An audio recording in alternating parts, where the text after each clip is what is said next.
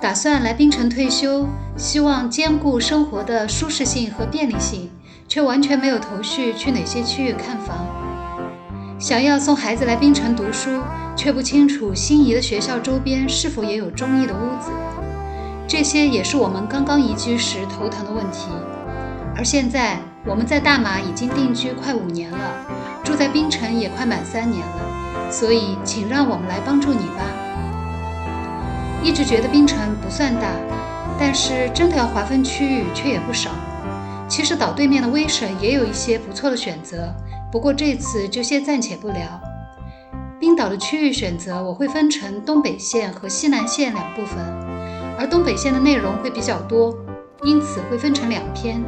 今天我们先来看东北线的第1篇，即海景公寓最集中的区域，主要包括3块：拔都丁仪、丹戎吾雅和丹戎道光。首先来看拔都丁仪。拔都丁仪是冰岛的一个人气海滨度假胜地，这里以其美丽的沙滩和丰富多样的水上活动而闻名，包括游泳、划水、浮潜和风帆等。沿着海岸线有很多高品质的星级度假酒店、度假屋以及各种美食餐厅。而这片美丽的海滩附近也分布了不少高档公寓，公寓基本都是因地制宜，有的依山，有的傍海。虽然有的年份久一点，有的新一些，但却也各有各的特色。每条分岔路转进去都有不少屋子，比如现在看到的这个小区，其实已经有些年份了，不过由于地势很高，所以给人的感觉很安静。而晚饭后如果想去海边散步，应该也是非常方便的，因为沿着这个坡道缓缓走下来，就能直接到达公共海滩。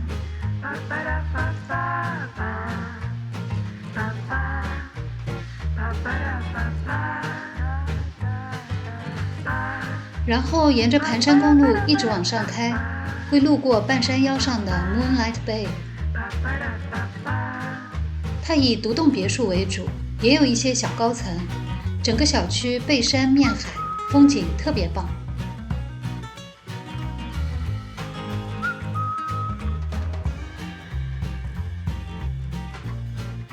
再继续往西，就能看到右侧的香格里拉酒店。因为是度假胜地，因此这一路好的特色酒店非常多。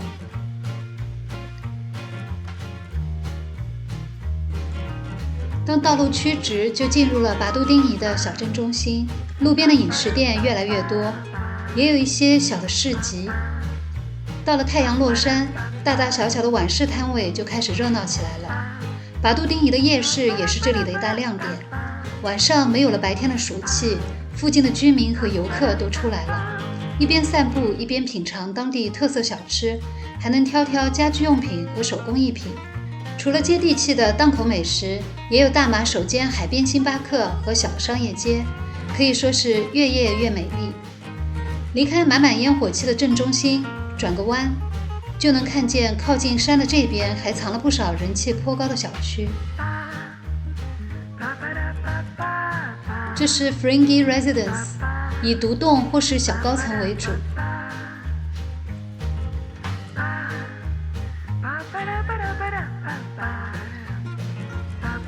而紧邻的 Fringi Residence 2 则是高层。而不远处还有网评 4.8 分的 Number Win at Fringi， 整个楼盘的品质感觉是很不错的。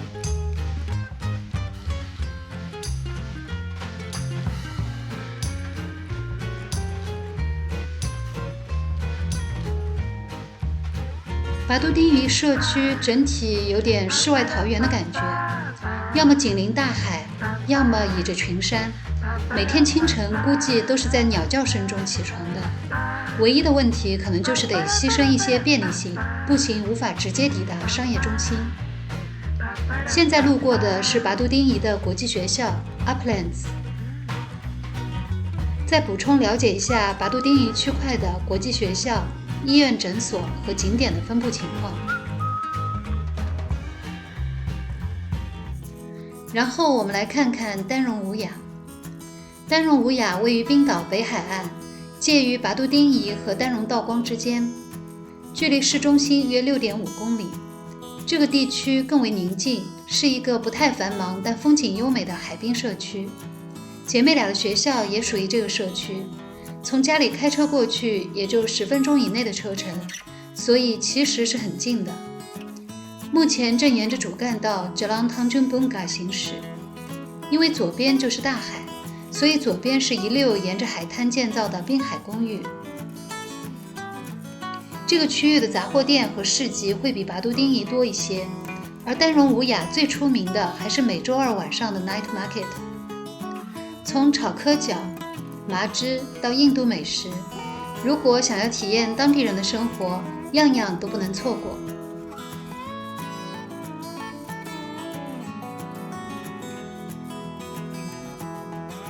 这里有条小路，开进去看看这个小区的大门，能看到真的出门就是海滩，这些都是公共海滩。开回主干道，这里有一间全家超市。而相比市集，这个社区的国际学校的数量则是整个槟城最多的。左边路过的是国际学校 Dalat， 继续往前去看一个网评 4.6 分的小区 Wan Tanjung。 其实槟城很多小区规模都不大，不少都只是细细长长一栋房子而已。这个小区整体感觉规模比较大，从主干道转弯进来有一段林荫道做隔断，因此有点闹中取静的感觉。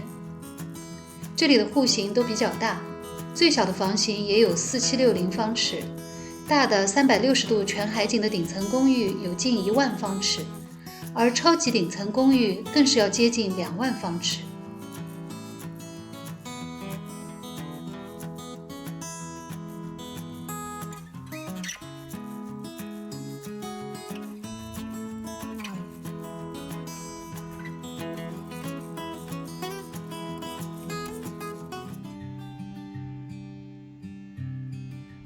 离开主干道，我们要沿着这条丹戎吾雅最美的山路去往丹戎吾雅的另一块高档住宅区域。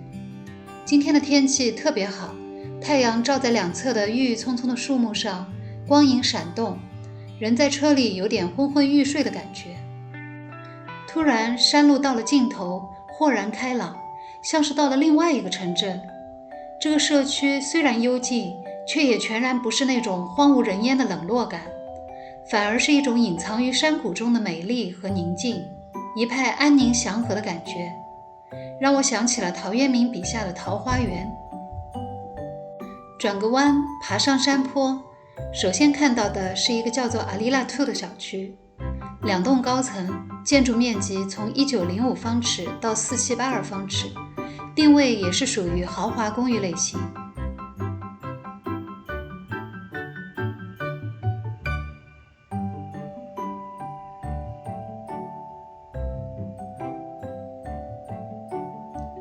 缓缓通过一条小径，再转几个弯，就会来到同属于一个开发商的小区 Alila Horizon，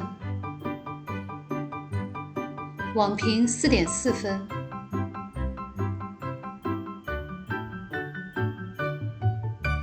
这里也是2栋高层，建筑面积稍小一点，主力房型1356方尺。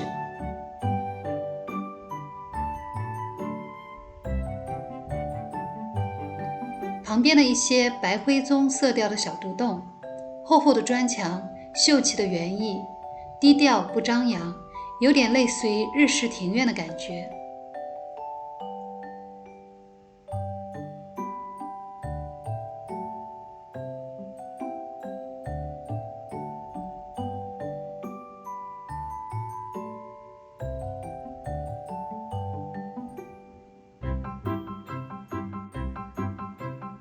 从小区步行500-600米的距离，可以到达社区内的一个商业街。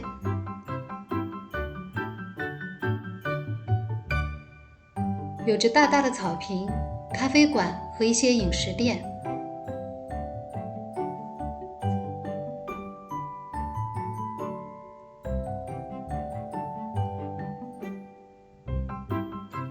离开这里，去这个社区的最后一站 Pamai Garden。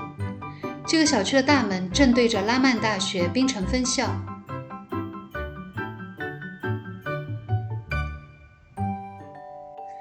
然后再开过几条马路，会来到这个区域的其中一间国际学校 Tembi。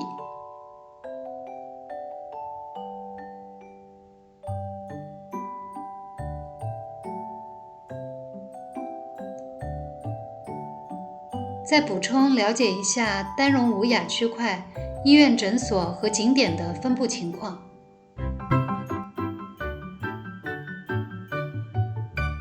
最后，一起来看看丹戎道光。丹戎道光位于丹戎吾雅和 Georgetown 之间，距离拔都丁宜海滩、升旗山等景点以及格尔尼商圈差不多都是15到20分钟左右的车程。这个区域包含了槟城外国人最集中的国际社区丹戎槟榔，也就是我们目前居住的社区。它更靠近市中心，商业体也会更多一些。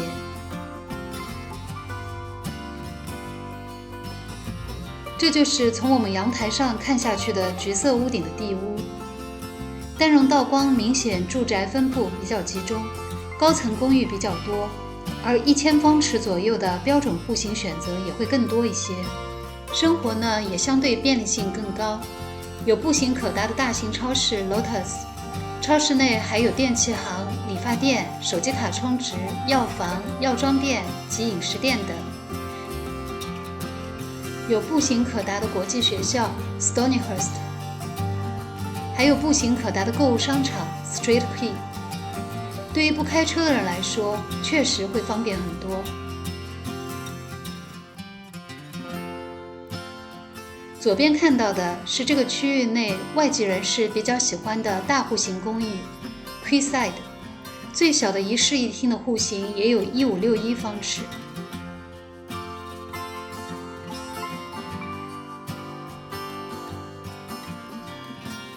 而再往前开，有不少很棒的临海的独立屋，可惜愿意出租的应该不太多。同样在丹戎道光的区块内，过了前面的 Jalan Tanjung Tokong 的主干道，就不属于丹戎槟榔的社区了。穿过印度庙和熙熙攘攘的美食街，会看到另一种风格的公寓群。这里地势较高，公寓都是依山而建，姐妹俩班上也有同学就住在这个区域，因为他们家特别喜欢 hiking， 这里的感觉刚刚好。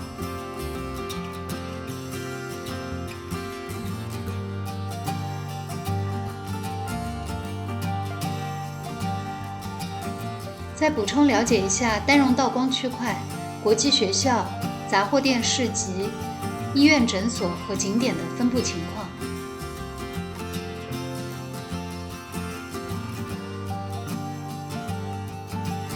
以上就是今天为大家整理的东北线的第一篇，即海景公寓最集中的区域拔都丁宜、丹戎吾雅和丹戎道光。